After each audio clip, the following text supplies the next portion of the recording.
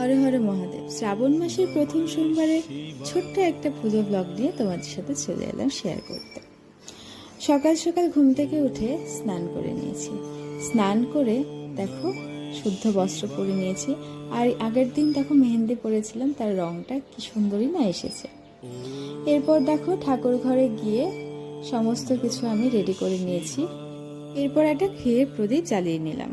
অভিষেকের জন্য মিশ্রণটি তৈরি করেছি ঘি, দুধ, দই, মধু আর চিনির সহযোগে। এরপর বাবাকে যে পাত্রে আমি বসাবো অভিষেক করানোর জন্য, সে পাত্রটা আমি চন্দন, ফুল, বেলপাতা সহযোগে রেডি করে নিলাম।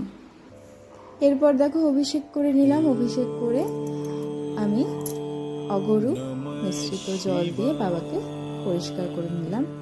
এরপর বেলপাতা, ফুল সহযোগে বাবাকে পুজো করে নিচ্ছি, বইতে পরিয়ে নিয়েছি।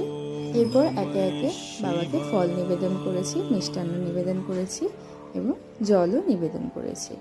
জল ঢেলে নিলাম। এরপর দেখো অখণ্ড আতপ চাল বাবাকে নিবেদন করলাম।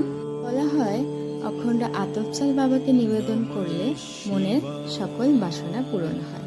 তারপরে ধূপ দ্বীপ সহযোগে বাবাকে পুজো করে নিলাম।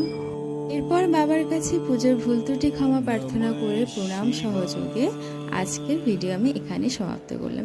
ভিডিও ভালো লাগলে অবশ্যই লাইক করে দিয়ে চলো, টাটা।